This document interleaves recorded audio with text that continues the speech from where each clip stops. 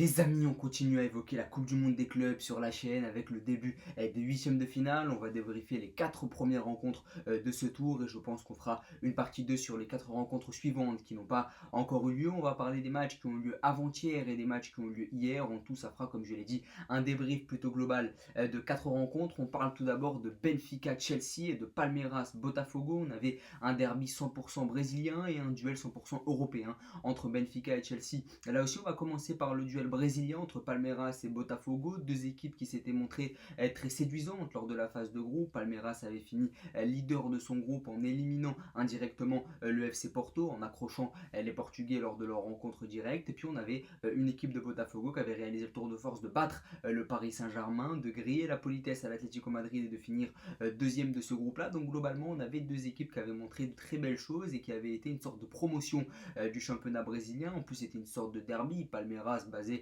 à Sao Paulo, Botafogo basé à Rio. Donc c'était là aussi un petit classico brésilien. Et puis on a eu la victoire de Palmeiras, une victoire qui s'est dessinée dans les dernières minutes de la prolongation avec un but libérateur de Paulinho. Sur le but d'ailleurs, la défense de Botafogo est un peu attentiste. Paulinho part de très loin, il réalise son rush sans que personne ne vienne le couper avant. Et ça évidemment c'est une erreur qui ne pardonne pas. Victoire de Palmeiras. Globalement, j'avais trouvé Palmeiras meilleur que Botafogo sur l'ensemble de la compétition. Botafogo avait battu les Seattle Sounders d'un seul but alors que cette équipe de Seattle elle était assez faible. Ils ont battu le Paris Saint-Germain en proposant un très beau match, mais finalement j'ai l'impression que ça a été leur seul fait d'armes sur l'ensemble de la compétition, parce que contre Atlético Madrid globalement tu perds 1-0 sur la fin, mais sur l'ensemble du match les Colchoneros c'était au-dessus. Donc Botafogo a montré de très belles choses, notamment face au PSG. Ils ont réussi à accrocher l'Atlético pendant très longtemps. Ils ont battu les Seattle Sounders. Ils ont fait 6 points dans une poule qui est quasiment 100% européenne, avec la présence du PSG, la présence de l'Atlético Madrid. Donc c'est une équipe qui avait montré de très belles choses avec des joueurs de qualité. C'est les derniers vainqueurs en plus de la Copa Libertadores, donc ils ont le vent en poupe dans leur continent respectif. Mais c'est vrai que cette équipe de Botafogo, elle n'a pas pu faire figure face à cette équipe de Palmeiras que j'ai trouvé meilleure globalement sur le plan athlétique, sur le plan de l'intensité. Là aussi, ce que j'aime beaucoup chez cette équipe de Palmeiras, c'est les circuits de passe, les circuits préférentiels. C'est super intéressant. Il y a le jeu long de Richard Rios, le milieu de terrain, le numéro 8 de cette équipe de Palmeiras, qui est super intéressant parce qu'il a une capacité à jouer court, à chercher la verticalité, mais il a aussi une capacité à aller chercher par exemple un joueur comme Estevao de l'autre côté. Estevao d'ailleurs qui a été titularisé sur le côté gauche, lui qui est gaucher.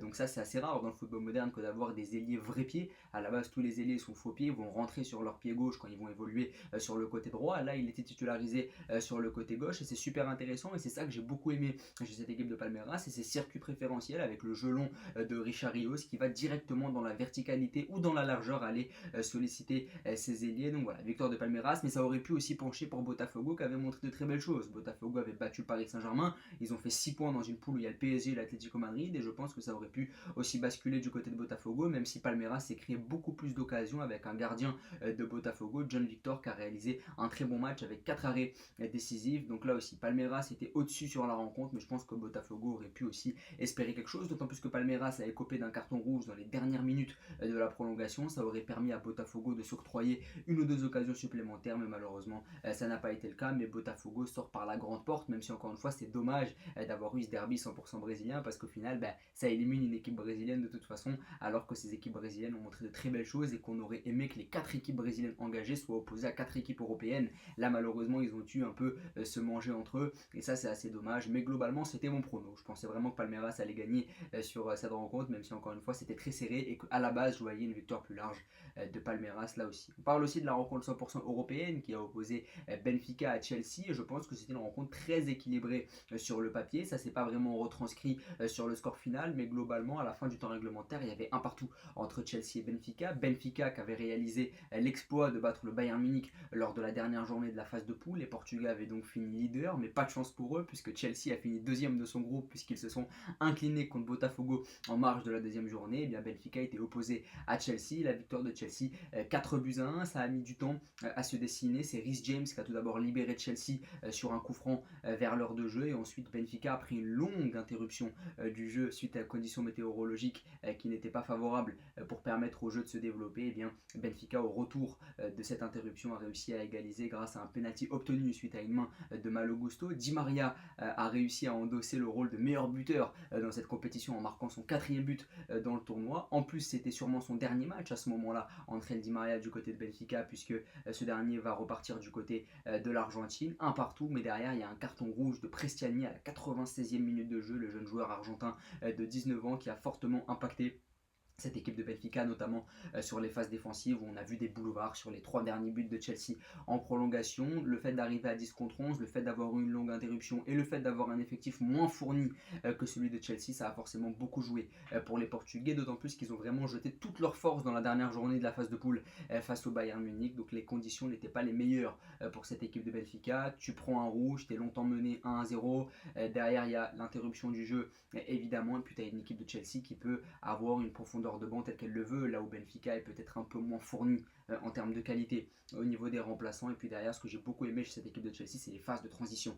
Sur les phases de récupération haute et la capacité à décaler, tu as beaucoup de joueurs très intelligents sur les décalages. Palmer, Nkunku, c'est des joueurs qui savent donner le ballon au bon moment aux ailiers. C'est ça que j'ai beaucoup aimé. J'avais beaucoup aimé la mise en place de Maresca lors de la dernière journée de la phase de poule face à l'Espérance de Tunis, où Gusto, avec le ballon, venait s'incorporer au milieu de terrain pour créer une défense à 3 sur la relance, donc un surnom pour venir relancer le jeu, et puis derrière un double pivot avec Gusto, Lavia, Caicedo, ça dépend qui ça peut être, et puis sur les côtés dans la largeur avec des ailiers comme Neto ou Dewsbury Hall pour aller gratter la ligne de touche et écarter le bloc. C'est vraiment super intéressant tactiquement, mais ce que j'ai beaucoup aimé face à Benfica, vu que cette équipe lisboète elle laissait énormément d'espace, ce que j'ai aimé cette capacité à récupérer le ballon très haut et à avoir des numéros 10 comme Kunku, Palmer qui sont capables de distiller le ballon au bon moment, d'avoir un superbe tempo pour aller chercher les ailiers et aller directement l'emporter 4-1. Il va falloir se méfier de cette équipe de Chelsea parce que Chelsea va jouer Palmeiras et Chelsea me paraît largement au-dessus de cette équipe brésilienne. Et si Chelsea va en demi-finale, il y a vraiment de quoi gratter quelque chose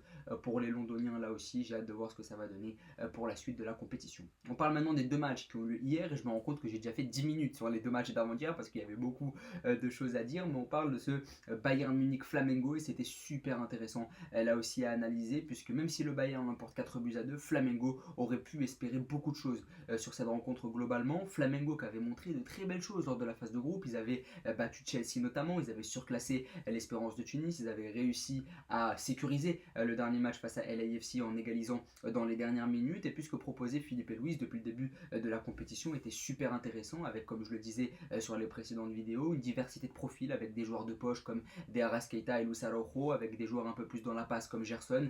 Donc c'est ça que j'ai beaucoup aimé. Il y a l'expérience aussi que peut apporter un Jorginho, et je pensais vraiment que cette équipe de Flamengo elle allait bouger le Bayern Munich, et en réalité elle l'a fait, mais c'est vrai que cette équipe de Flamengo elle a joué par séquence, là où quand tu joues une équipe européenne comme le Bayern Munich, tu ne peux pas te permettre de jouer par séquence, tu dois être à fond pendant 90 minutes, et malheureusement Flamengo a raté ce premier quart d'heure qui a été fortement préjudiciable, puisque sur ce premier quart d'heure où tu rentres mal dans ton match, le Bayern Munich arrive à mettre 2 buts et c'est là que le match a été complètement plié. Flamengo, je pense qu'ils auraient vraiment pu espérer quelque chose face à ce Bayern Munich. Malheureusement le problème c'est que tu es mal rentré dans ta rencontre et ça a permis au Bayern de marquer 2 buts, d'abord un but contre son camp et ça évidemment c'est préjudiciable, et ensuite un but d'Harry Kane pour faire une différence individuelle, c'est super intéressant. Et puis derrière, cette équipe de Flamengo elle revient à 2-1 sur un superbe but de Gerson. À ce moment là on se dit que le match est relancé, que Flamengo va se remettre dans la partie, mais suite à une erreur de relance où tu relances le ballon dans l'axe et Goretzka qui vient mettre une super frappe de loin, et bien il y a 3-1. Or tous les détails comptent quand tu joues des clubs comme ça, tu ne peux pas te permettre de relancer dans l'axe sans espérer qu'il y ait un milieu de terrain du Bayern qui soit présent sur la récupération haute. Et d'ailleurs le point commun, le dénominateur commun des 3 buts qui ont suivi du Bayern après le CSC, c'est des récupérations hautes. Tu as la récupération haute d'Upamecano, tu as la récupération haute de Goretzka qui va déboucher sur la frappe de l'international allemand qui met un superbe but d'ailleurs. Donc c'est vrai que ce Bayern Munich est venu avec beaucoup d'intention, beaucoup d'intensité sur la récupération haute, à tel point qu'Upamecano est venu gratter un ballon juste après la ligne médiane pour directement distribuer à Harry Kane. Donc c'est super intéressant là aussi ce Bayern Munich sur la phase de récupération haute, avec des défenseurs, des milieux qui sont très hauts pour aller solliciter cette équipe de Flamengo qui a manqué d'expérience je pense sur la phase de relance, parce que je pense pas que Flamengo soit dépourvu de qualité technique et que ce soit pour ça qu'ils n'aient pas réussi à relancer le ballon. Je pense que c'est vraiment un manque d'expérience. Quand tu relances le ballon dans l'axe comme ça face au Bayern Munich, c'est juste un manque d'expérience. Je ne doute pas de la qualité technique de Flamengo parce qu'ils l'ont montré sur la phase de poule. Ils ont montré qu'ils avaient des joueurs capables de bien relancer le ballon, et ça malheureusement c'est préjudiciable, et contre le Bayern ça ne pardonne pas. Le Bayern affrontera le Paris Saint-Germain. On peut souligner le doublé de Harry Kane, on peut souligner aussi le très beau but de Goretzka. Ça faisait très longtemps que l'ancien Schalke n'avait pas été aussi bon, donc c'est super intéressant là aussi ce qu'a montré le Bayern, même si ça me paraît léger pour aller bousiller ce Paris Saint-Germain là, je pense que ça va être vraiment vraiment difficile parce que ce Bayern Munich il a quand même beaucoup de failles. Quand tu vois que tu mets Stanisic sur le côté gauche, quand tu vois que Jonathan Tah il est déjà titulaire indiscutable dans cette défense alors que ça fait 2 semaines qu'il est arrivé, tu te dis qu'il y a quand même des soucis dans cette défense du Bayern et que face au PSG ça risque de ne pas vraiment tenir. Transition toute faite avec le Paris Saint-Germain, justement, cette équipe du Paris Saint-Germain qui a battu l'Inter Miami 4-0 et là aussi un PSG qui a roulé sur son adversaire. Alors j'avais pas de doute sur la différence de niveau entre les deux clubs, mais là hier on l'a vraiment ressenti à tel point que Luis Enrique a opéré un large turnover à la mi-temps, 4-0 à la mi-temps. Pourtant à la 38e, 39e, il y avait encore 1-0 pour le PSG. Paris ne s'était pas encore mis définitivement à l'abri, mais il y a eu 3 buts en peut-être 5-6 minutes globalement et ça a fini d'achever cette rencontre entre le PSG et l'Inter Miami. Globalement, on ne va pas représenter ce PSG là, il y a beaucoup de qualité. Ousmane Dembélé était encore sur le banc, mais il a effectué ses premières minutes dans cette compétition. Ce que j'ai beaucoup aimé tactiquement du côté du PSG, c'est Fabien Ruiz qui n'était pas du tout dans le milieu à 3. Hier, Fabien Ruiz, il a vraiment évolué comme un numéro 10 presque. Et sur la récupération haute, il y a un des buts où il va récupérer le ballon très très haut pour ensuite distribuer. Derrière, ça donne un but pour le Paris Saint-Germain. Il y avait la titularisation de Bradley Barcola qui a été très très bon hier, franchement il faut en parler. Puis à la base c'était Désiré Doué qui était dans cette position de faux neuf, mais le jeune international français décrochait énormément sur le côté droit pour aider Hakimi et pour laisser l'axe à Fabien Ruiz qui venait beaucoup plus haut. Et puis il y a eu cette qualité aussi du Paris Saint-Germain sur les coups de pied arrêtés avec un Joao Neves notamment qui était au diapason au deuxième poteau, et puis la capacité de projection de ses milieux de terrain puisque Joao Neves a inscrit un doublé. Sur le deuxième but qu'il inscrit, eh bien, il est dans la surface de réparation pour venir inscrire ce tap-in. Donc c'est vraiment super intéressant ce qu'a montré le PSG face à une équipe de l'Inter Miami qui est beaucoup trop faible. Et on l'a vu hier, l'Inter Miami cadre 3 frappes, dont 2 cadrées par Lionel Messi, une tête de Messi et une frappe qui n'a pas été suffisamment inquiétante pour Donnarumma. Donc c'est vrai que cette équipe de l'Inter Miami a fait pas le figure face au Paris Saint-Germain, et le Paris Saint-Germain a pu un peu faire tourner sur la deuxième mi-temps en faisant rentrer Zaïre Emery, Kanguinli, Beraldo pour se reposer en vue du quart de finale. Et j'ai hâte de voir ce quart de finale entre le PSG et le Bayern. Je pense que ça va être vraiment intéressant, même si le PSG me paraît être largement au-dessus, là aussi, de cette équipe du Bayern. Pourquoi pas voir un match très intéressant, là aussi ça commence à s'enflammer. Et puis ce soir, on va avoir ce City Al Hilal et ce Inter Fluminense. Là aussi ça va être très cool à analyser, on en parlera évidemment. N'hésitez pas en tout cas à me donner vos pronos, bien sûr, à vous abonner, à liker et à partager. On va débriefer évidemment la suite de la compétition dans les prochains jours.